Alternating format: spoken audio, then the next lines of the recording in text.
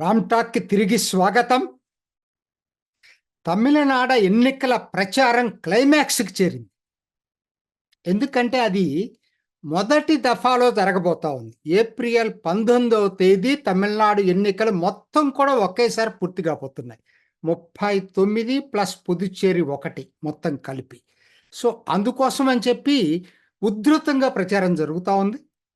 దీంట్లో భాగంగా మోడీ అమిత్ షాల పర్యటనల షెడ్యూల్ కూడా ఖరారైంది. అమిత్ షా వచ్చి నిన్న ఇవాళ రోడ్ షోలు పబ్లిక్ మీటింగులు చేస్తున్నాడు. నిన్న తేని టీటీవీ దినకరన్ ఏఎంఎంకే తరఫున పోటీ చేస్తున్న తేనీలో రోడ్ షో, అలానే మధురైలో పబ్లిక్ మీటింగ్. రామ శ్రీనివాసన్ పోటీ చేస్తున్నాడు అక్కడ, తెలుగు ఆరిజిన్స్ ఉన్నటువంటి వ్యక్తి.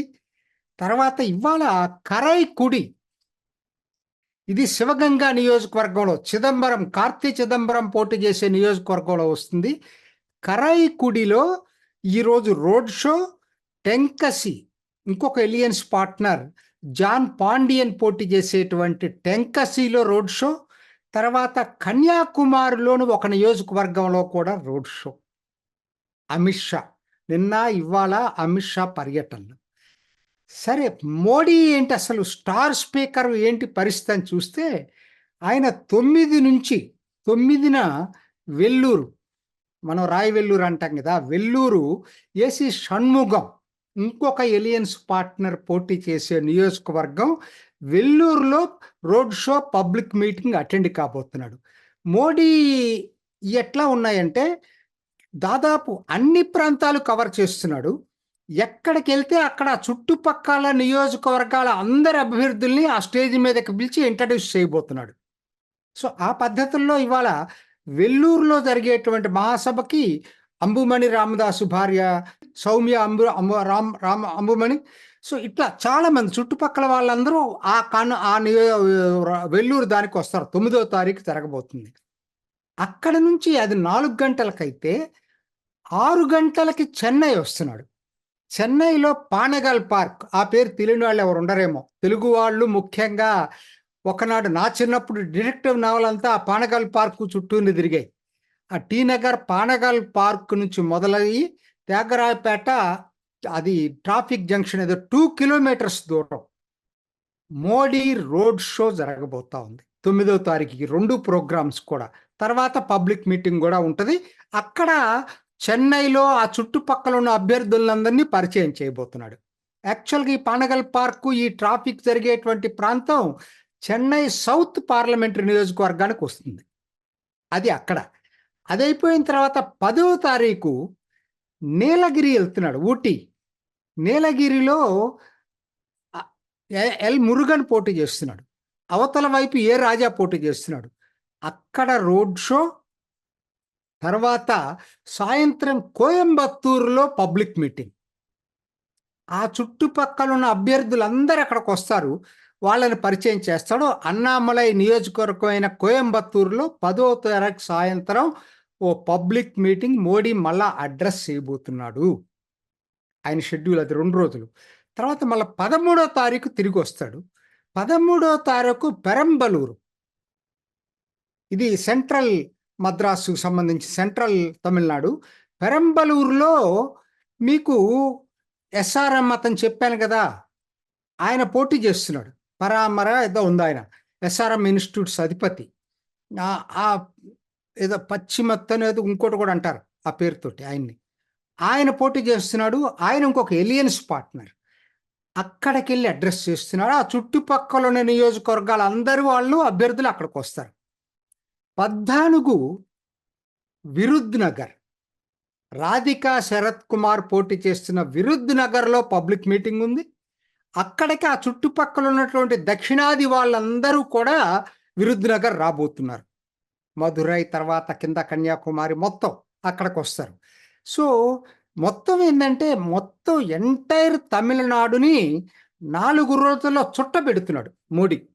అద్భుతంగా నేను అనుకోవటం అయితే మాత్రం ఖచ్చితంగా ఇది పెద్ద ప్రభావం చూపిస్తుంది. ఇప్పటికెందుకంటే ఒక్కనాడు తమిళనాడులో మోడీ అంటే వ్యతిరేకత ఉండే. ఇది వాతావరణం మారిపోయింది. ఇవాళ మోడీ అంటే పాజిటివ్ వేవ్స్ నడుస్తా ఉన్నాయి తమిళనాడులో. సో, అక్కడ ఆయన ఇన్ని రోజులు 4 రోజులు కాన్సంట్రేట్ చేయటం అనేది మాత్రం ఖచ్చితంగా అభ్యర్థులందరికీ బూస్ట్ రాబోతుంది. చూడండి, ఎక్కువ భాగం ఆయన బీజేపీ పార్టీ అభ్యర్థులే కాదు, ఎలియన్స్ పార్ట్నర్స్ ఉన్న చోటకి కూడా వెళ్తున్నాడు గణనీయంగా. అది మనం మర్చిపోవద్దు. ఎందుకంటే వెల్లూరు, పెరంబలూరు ఇవన్నీ ఎలియన్స్ పార్ట్నర్స్ ఉన్నాయి. విరుద్నగర్ కూడా ఇటీవలే రాధిక బీజేపీలో చేరింది, అక్కడ పోటీ చేస్తున్నారు. సో, ఎట్లా ఉంటుంది? ఇప్పటికే సర్వే సంస్థలు ఏం చెప్తున్నాయంటే దాదాపు ఒక 10 నియోజకవర్గాల్లో ఎన్డీఏ గట్టి పోటీ ఇవ్వబోతుంది. గట్టి పోటీ ఇవ్వబోతుంది. నిజంగానే ఇవ్వబోతుంది. అంటే ఇదేదో అంటే ట్రయాంగిల్ ఫైట్. ఖచ్చితంగా ఒకనాడు విస్మరించిన వాళ్ళందరూ బీజేపీని ఇవాళ ఈ 10 నియోజకవర్గాల్లో బీజేపీని ఎట్లా ఓడించాలని పథకాలు వేసుకుంటున్నారు. అది తేడా. సింపుల్ అండి. రాజకీయాలు ఎంత వడివడిగా మారినాయో దీన్ని బట్టి అర్థం చేసుకోవచ్చు. సో, వాటిల్లో చాలా ఉన్నాయి. కోయంబత్తూర్, తిరుప్పూర్, కన్యాకుమారి, తేని, నిన్న అమిత్ షా వెళ్ళిన ఏఎంకే నియోజకవర్గం తేని, వెల్లూరు, మోడీ వెళ్తున్న వెల్లూరు కూడా దాంట్లో స్ట్రాంగ్గా గెలిచేటువంటి స్థానాల కింద లెక్కేస్తున్నారు. తిరునల్వేలి గ్యారంటీకి గెలుస్తారని చెప్తున్నారు. సో, నేను ఇప్పుడు ఆ లెక్కలోకి వెళ్తే అది ఇంకొకసారి చేసుకుందాం మనం, ఇంకా టైం ఉంది. కాకపోతే ఇప్పుడు అందరూ మోడీ దీంతో పాటు అందరి దృష్టి ఏంటంటే చెన్నై వస్తున్నాడు. ఆయన పానగల్ పార్క్ నుంచి 2 కిలోమీటర్స్ వాక్ చేస్తున్నాడు కదా, చెన్నై సౌత్ పార్లమెంట్ నియోజకవర్గం. అందరి దృష్టి చెన్నై సౌత్ పార్లమెంట్ నియోజకవర్గం మీద ఉందండి. కానీ రాజకీయ పరిశీలకులు, సెఫాలజిస్టులు చెప్పేది ఏంటంటే చెన్నై సౌత్ కన్నా బీజేపీకి చెన్నై సెంట్రల్లో అవకాశాలు మెండుగా ఉన్నాయని చెప్తున్నారు. ఏంటి చెన్నై సెంట్రల్ అంటే చాలా చిన్న నియోజకవర్గం అండి. దేశంలోని అతి చిన్న నియోజకవర్గాలు ఇది ఒకటి. ఎక్కడుంది దీనికి? అసెంబ్లీలు ఏంటి? విల్లివక్కం అన్నీ మనకు తెలిసినయే. ఆ సెంట్రల్ స్టేషన్ చుట్టుపక్కల ఉంటాయి. ఎగ్మోరు, హార్బర్, చేపాక్, 1000 లైట్స్, అన్నానగర్. అంటే దీంట్లో అసలు రూరల్ అనేది లేదండి, మొత్తం అర్బనే. ఇక్కడ చిన్న విస్తీర్ణం తక్కువ, జనాభా ఎక్కువ. ఇక్కడ ఎవరు పోటీ చేస్తున్నారు? మామూలుగా దయానిధి మారన్ 3 సార్లు నుంచి ఇప్పటికీ గెలుస్తూనే వస్తున్నాడు దయానిధి మారన్. సో, కాబట్టి ఆయన కంచుకోట్లాగా ఆయన భావిస్తూ ఉన్నాడు. కానీ నేను వింటుంది ఏంటంటే ఈసారి మాత్రం జనం ఆయన్ని ప్రశ్నిస్తున్నారని వింటున్నాను.